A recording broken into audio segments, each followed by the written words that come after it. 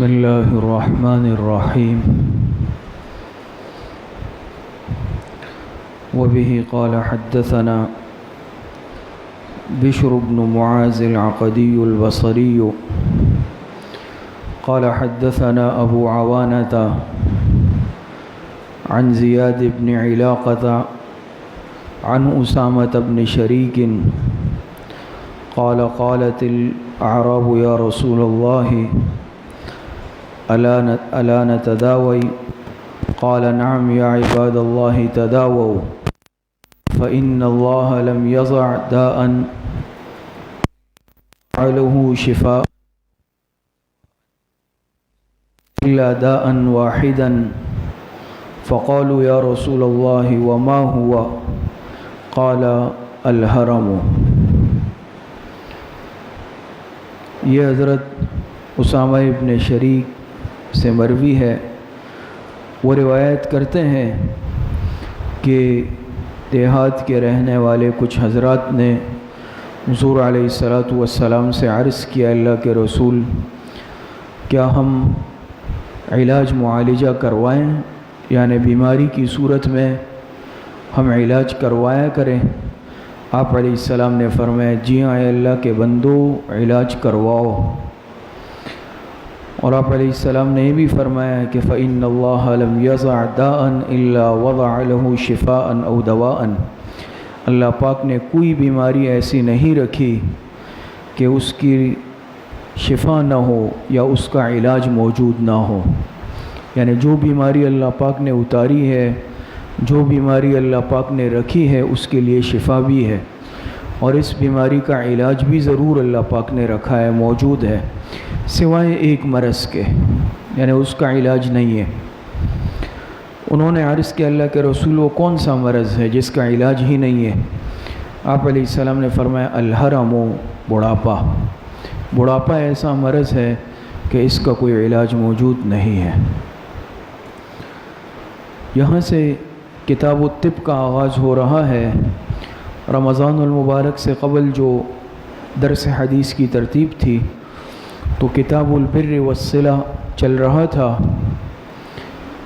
اور رمضان المبارک سے قبل جو آخری درس ہوا تو کتاب البر والصلہ کا اختتام ہو گیا۔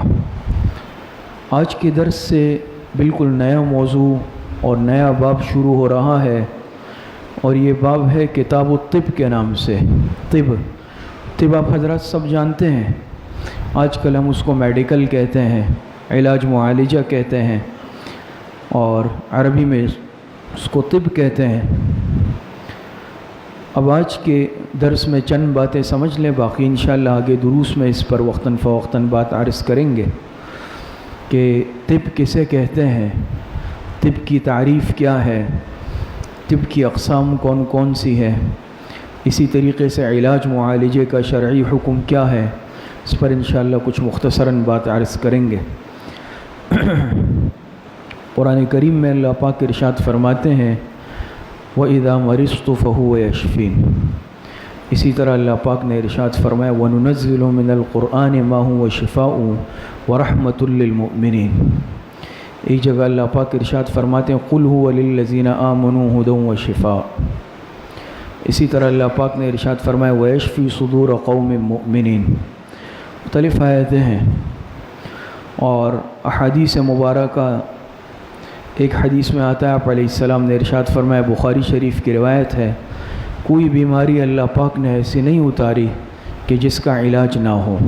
اور یہ آج جو ترمذی شریف کی روایت آپ کے سامنے پڑھی گئی تو اس میں بھی آپ علیہ السلام سے دیہات کے رہنے والے کچھ حضرات نے پوچھا کہ ہم بیماری کی صورت میں علاج کروایا کریں، تو آپ علیہ السلام نے ارشاد فرمایا کہ ضرور علاج کروایا کرو، اور یہ بھی فرمایا کہ اللہ پاک نے کوئی بیماری ایسی نہیں رکھی کہ جس کا کوئی علاج نہ ہو، شفا نہ ہو، سوائے ایک بیماری کے، اور وہ بیماری ہے بڑھاپا۔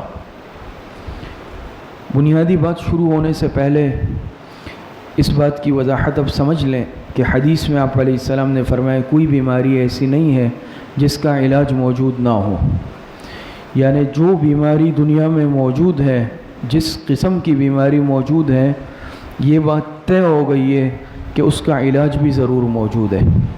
کیوں؟ یہ بات آپ علیہ الصلاۃ والسلام نے ارشاد فرمائی ہے، اور ایک ایمان والا جناب نبی کریم صلی اللہ علیہ وسلم کے ہر ارشاد پر پکا ایمان رکھتا ہے، اس کے بغیر ہمارا ایمان قبول ہی نہیں ہے۔ تو ہم سب کا یہی ایمان ہے کہ دنیا میں جو بیماری موجود ہے اس بیماری کا علاج بھی یقیناً موجود ہے۔ ذہن میں یہ ایک شبہ آ سکتا ہے، یہ اشکال آ سکتا ہے کہ اگر علاج موجود ہے تو بہت ساری بیماریاں تو لا علاج ہے، اور ہم دیکھتے ہیں کہ ڈاکٹر کہتے ہیں بھئی اس بیماری کا ہمارے پاس علاج نہیں ہے۔ مثال کے طور پہ جیسے موجودہ زمانے میں آپ لے لیں کینسر ہے، اللہ پاک سب کی حفاظت فرمائے، بھئی ڈاکٹر کہتے ہیں اب ہمارے پاس اس کا علاج نہیں ہے۔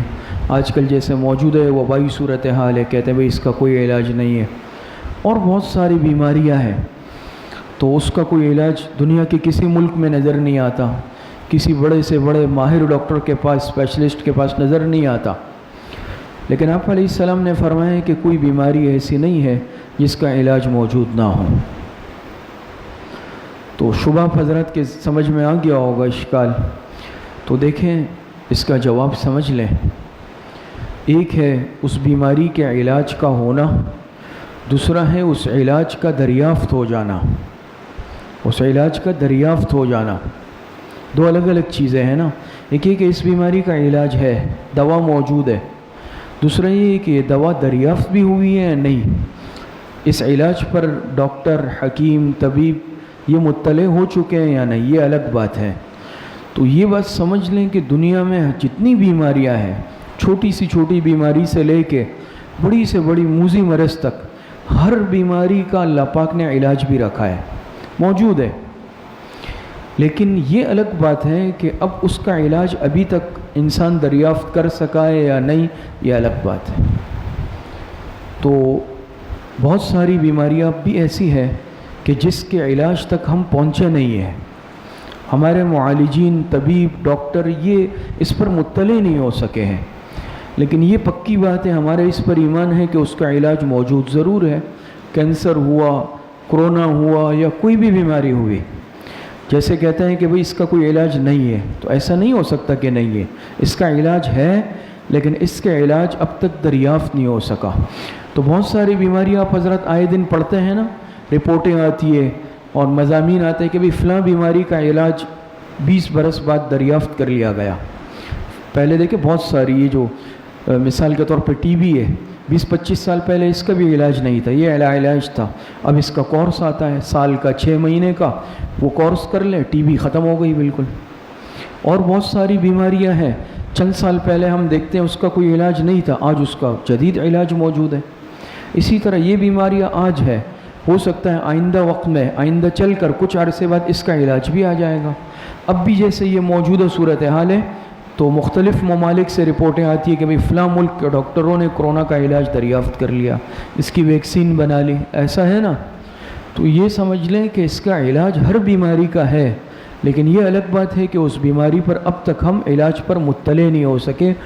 اور دوسرا نقطہ علماء نے اس میں یہ بھی لکھا ہے کہ اس حدیث سے تحقیق کا، یعنی ہمارے جو اطباء ہیں، جو میڈیکل والے حضرات ہیں، ان کو ترغیب بھی ملتی ہے حدیث سے کہ وہ ریسرچ میں مزید محنت کریں۔ لوگ کہتے ہیں نا کہ بھئی دین اور شریعت یہ رکاوٹ ہے ترقی کے راستے میں، شریعت تو رہنمائی کر رہا ہے، پورا کتاب الطب موجود ہے، ترمذی شریف سے میں روایت میں نے آپ کو پڑھی، کتاب الطب، مشکات شریف میں کتاب الطب، بخاری شریف میں کتاب الطب، ابو داؤد شریف، تمام کتابوں میں، اور انشاءاللہ ابھی بات شروع ہوگی، آپ سمجھ جائیں گے ہمارے جو طب نبوی ہے۔ تو اس حدیث سے علماء نے لکھا ہے کہ ہمارے جو طبیب حضرات ہیں ان کو یہ ترغیب ملتی ہے کہ وہ اپنے یعنی جو ریسرچ ہے، جو تحقیق ہے، اس میں کسی سے پیچھے نہیں رہیں، بلکہ اس میں خوب محنت کریں، کیونکہ آپ نے فرما دیا نا کہ ہر بیماری کا علاج موجود ہے۔ تو دیکھتے ہیں بعض دفعہ کوشش کر رہے ہوتے ہیں، ان کے ذہن میں یہ ہوتا ہے پتہ نہیں اس بیماری کا علاج دریافت ہوگا یا نہیں ہوگا، اور ہمارا یہ تجربہ کامیاب ہوگا یا نہیں ہوگا۔ تو اس یقین کے ساتھ ایک مسلمان طبیب دریافت کرے، ریسرچ کرے کہ میں انشاءاللہ ضرور کامیاب ہو سکتا ہوں، کیونکہ آپ علیہ السلام نے فرمایا کہ ہر بیماری کا علاج موجود ہے۔ یہ شبہ حضرات کے ذہن سے ابھی صاف ہو گیا ہوگا۔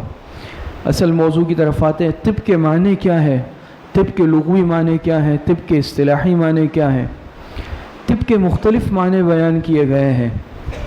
طب کے ایک معنی کیے گئے ہیں مہارت کے، انسان کسی چیز میں ماہر ہو جاتا ہے نا، مہارت کے معنی بھی آتے ہیں۔ اسی طرح اصل معنی طب کے آتے ہیں علاج معالجے کے، اور معنی بھی یہ ہے طب جب بولا جاتا ہے ہم کہتے ہیں بھائی طبیب کے پاس جا رہا ہوں یا میں طبی علاج کروا رہا ہوں، تو طب کے معنی آتے ہیں علاج معالجے کے۔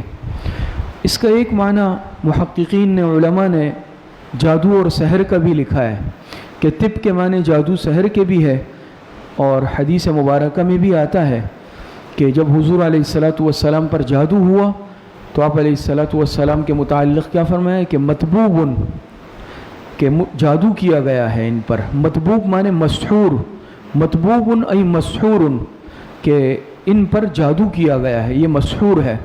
اسی لیے علماء نے اس کے ایک معنی طبیب کے معنی سحر کے بھی لکھے ہیں۔ اور پہلے زمانے میں یا زمانے جاہلیت میں ایک یہ بھی ذہن تھا باقاعدہ کہ جتنی بھی بیماریاں ہیں یہ جادو کے زیر اثر ہوتی ہے، حالانکہ ایسا نہیں ہے، یہ پوری اس میں حقیقت نہیں ہے، ایسا نہیں ہے، لیکن ان کا ایک ذہن یہ بنا ہوا تھا کہ جو بھی بیماری آتی ہے تو یہ جادو کی وجہ سے آتی ہے، لیکن یہ بات یقینی نہیں ہے۔ تو لہٰذا اس کا ایک معنی سحر کیا گیا ہے، لیکن اس کا جو بہترین معنی ہے طب کا وہ ہے علاج معالجہ۔ طبیب کے اصطلاحی معنی کیے گئے ہیں کہ صحت اور عدم صحت کے اعتبار سے جسم کے احوال معلوم کرنا، صحت اور عدم صحت کے اعتبار سے یعنی انسان کے جسم کے احوال معلوم کرنا، اس کو طب کہا جاتا ہے۔ یعنی گویا جیسے ہم ہر چیز کا ایک موضوع ہوتا ہے نا، ہم کہتے ہیں نحو کا موضوع کلمہ اور کلام ہے، صرف کا مادہ اور اشتقاق ہے، طب کا موضوع بدن انسان ہے۔ طب کا موضوع کیا ہے؟ بدن انسان۔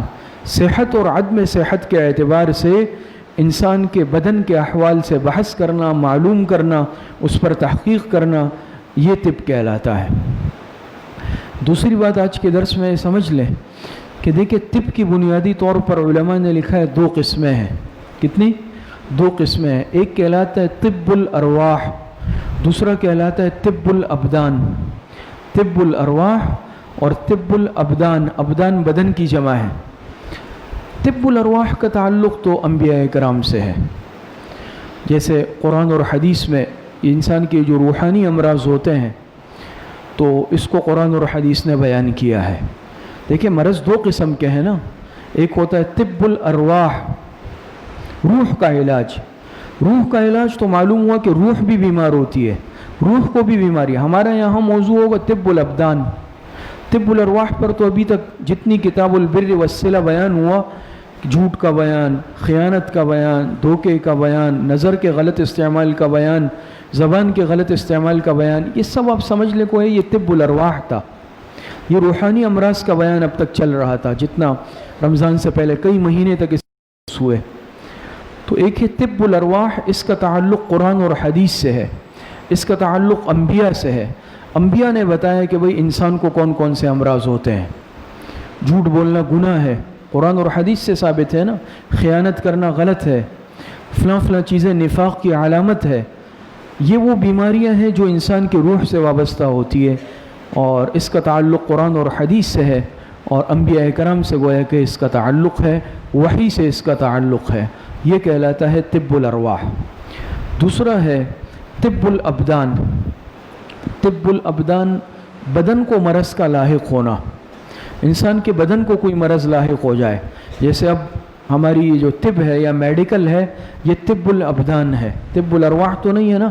ڈاکٹر آپ کے جھوٹ کا علاج تو نہیں کر سکے گا، آپ کے خیانت کے مرض کو ڈاکٹر نہیں دور کرے گا، لیکن آپ کو بخار آ گیا، مجھے نزلہ ہو گیا، کسی کو کھانسی ہو گئی، شوگر ہو گیا، بلڈ پریشر ہو گیا، یہ مرض وہ ہے جو بدن سے لاحق ہوتا ہے، بدن کو لگتا ہے، یہ کہلاتا ہے طب الابدان۔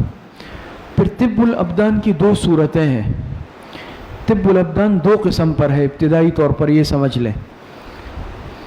ایک وہ جو حضور علیہ الصلاۃ والسلام سے منقول ہے، اور جیسے کہ یہ جتنا باب آ رہا ہے کتاب الطب، اس میں بہت ساری بیماریاں ایسی ہیں آپ علیہ السلام نے اس کا علاج بتایا، مشکات شریف، بخاری شریف، ترمذی شریف میں ہے۔ تو طب الابدان کا ایک حصہ وہ ہے جو آپ علیہ الصلاۃ والسلام کے ارشادات سے متعلق ہے، جس کا علاج آپ علیہ السلام نے بتایا ہے۔ اور مثال کے طور پر جیسے روایت میں آتا ہے، ایک صحابی کے پاس آپ گئے عیادت کے لیے، انشاءاللہ اس پر تفصیل سے بات ہوگی، تو آپ علیہ الصلاۃ والسلام نے فرمایا کہ ان کو دل کا مرض ہے، اور پھر آپ نے یہ بھی فرمایا کہ مدینے کی عجوہ کھجوریں اتنی تعداد میں لے کے اس کی گٹلی کو پیسا جائے اور فلاں حکیم کے پاس اس کو لے جاؤ، وہ اس کا علاج کرے گا۔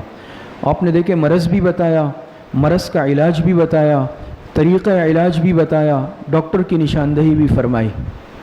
یہ طب الابدان ہے نا، یہ ایک مثال میں نے عرض کی ہے۔ تو طب الابدان کا ایک حصہ وہ ہے جو حدیثوں میں آتا ہے، اور آپ کو معلوم ہے جو عربی میں باقاعدہ علامہ ابن القیم نے جمع بھی کیا ہے ان روایتوں کو، اردو میں اس کا ترجمہ بھی ہوا ہے طب نبوی کے نام سے۔ آپ حضرات میں سے بہت سارے واقف ہوں گے، وہ کتاب اردو ترجمے کے ساتھ آج کل شائع ہوئی ہے، ملتی ہے، طب نبوی اس کو کہا جاتا ہے۔ ایک حصہ یہ ہے۔ دوسرا حصہ وہ ہے طب الابدان کا جو تجربات انسانی سے حاصل ہو، تجربات انسانی۔ ایک تو یہ کہ ہمیں حدیث سے معلوم ہوا، آپ علیہ السلام نے فرمایا بھئی اس کا یہ علاج ہے، اس کا یہ علاج ہے۔ بہت سارے، جیسے یہ کلونجی کے متعلق روایت میں آتا ہے، کلونجی اس مرض کی دوا ہے، حبۃ السودا۔ اسی طریقے سے بہت ساری اور چیزوں کے متعلق بھی آیا ہے، قسط بحری، قسط ہندی۔ آپ نے فرمایا یہ فلاں مرض میں مفید ہے، ذات الجنب میں یہ مفید ہے، فلاں مرض میں یہ مفید ہے۔ اس پر انشاءاللہ بات عرض کریں گے۔ یہ وہ حصہ ہے طب الابدان کا کہ جو آپ علیہ السلام سے منقول تھا۔ دوسرا حصہ وہ جو تجربات انسانی سے حاصل ہو، یعنی یہ ہمارے جو طبیب حضرات ہیں، چاہے حکمت الگ چیز ہے، ہومیوپیتھک الگ، ایلوپیتھک الگ، اس میں پھر بہت ساری قسمیں ہیں، لیکن یہ سب تجربات کا نتیجہ ہے، انسانی تجربات ہے نا بھئی۔ چاہے ہومیوپیتھک علاج ہے، ایلوپیتھک علاج ہے، حکمت کا علاج ہے، تو کیا کرتے ہیں بھئی تجربہ، کوئی جڑی بوٹیوں سے جو ہے کیا کرتا ہے، دوائی بنا لیتا ہے۔ ڈاکٹر حضرات وہ مختلف فارمولے وغیرہ ملا کر کیا کرتے ہیں بھئی کوئی میڈیسن بنا لیتے ہیں۔ اسی طریقے سے ہومیوپیتھک والے حضرات جو بھی ہے۔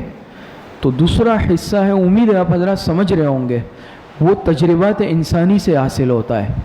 اور جتنی ہماری یہ میڈیکل ہے، جو علاج دریافت ہوتے ہیں، یہ تجربات سے حاصل ہوتے ہیں نا۔ بھئی پہلے کیا ہے بھئی کوئی جانور پہ تجربہ کرتے ہیں، پرندے پہ کامیاب ہو گیا کہ بھئی اب اس کا انسان پر تجربہ کرو، وہ کامیاب ہو جاتا ہے۔ دوسرا حصہ وہ ہے جو تجربات انسانی پر مشتمل ہو۔ پھر آگے یہ بات بھی سمجھ لیں کہ وہ حصہ جو تجربات انسانی پر مشتمل ہوتا ہے، اس کی بھی دو صورتیں ہیں، اس کی بھی دو صورتیں ہیں۔ ایک وہ جو جس میں غور و فکر کی ضرورت نہ پڑے، دوسرا وہ ہے جس میں غور و فکر کی ضرورت ہو۔ تجربات انسانی میں ایک حصہ وہ ہے کہ جس میں غور و فکر کی ضرورت ہی نہیں ہے، خود بخود انسان معلوم کر لے۔ مثال کے طور پہ کسی کو ایسی بھوک لگی ہے، بھوک کا علاج کیا ہے؟ یہ ہر انسان سمجھتا ہے بھوک کا علاج ہے کھانا کھانا، اور انسان کو اتنی بھوک یا اتنی پیاس لگ جائے کہ اس کی موت کا خطرہ ہو، تو اس کا علاج کوئی ڈاکٹر نہیں کرے گا۔ وہ کہے گا بھئی اس کو کچھ کھلا دو، اس کو پانی پلا دو تو زندگی بچ جائے گی نا۔ تو یہ وہ چیز ہے جو بدیہی ہے، اس کے لیے کسی تجربے کی ضرورت نہیں ہے، غور و فکر کی ضرورت نہیں ہے۔ دوسری قسم وہ ہے کہ جس میں غور و فکر کی ضرورت ہو، جیسے ابھی بیان ہوا، تجربات ہوتے ہیں، لیبارٹری میں تجربہ ہوتا ہے، کسی جانور پر ہوتا ہے، بالآخر کیا ہوتا ہے، ڈاکٹر اس بیماری کا علاج دریافت کر دیتا ہے، میڈیسن بنا لیتا ہے، ویکسین بنا لیتا ہے۔ تو اس کی دوسری قسم یہ ہو گئی ہے۔ تو باقی انشاءاللہ پھر اقسام علاج کون کون سے ہیں، علاج کی کیا کیا صورتیں ہیں، اس پر کافی تفصیلی بحث ہے، اس میں انشاءاللہ اگلے درس میں عرض کریں گے، اور ترتیب وار آہستہ آہستہ عرض کریں گے۔ اللہ پاک مجھے اور آپ سب کو صحیح عمل کی توفیق عطا فرمائے۔ وآخر دعوانا ان الحمدللہ رب العالمین۔ الحمدللہ رب العالمین والعاقبۃ للمتقین، والصلاة والسلام علی خیر خلقہ محمد وآلہ واصحابہ اجمعین۔ ربنا ظلمنا انفسنا وإن لم تغفر لنا لنكونن من الخاسرین۔ وصلی اللہ وسلم علی نبینا محمد وآلہ واصحابہ اجمعین برحمتک یا ارحم الراحمین.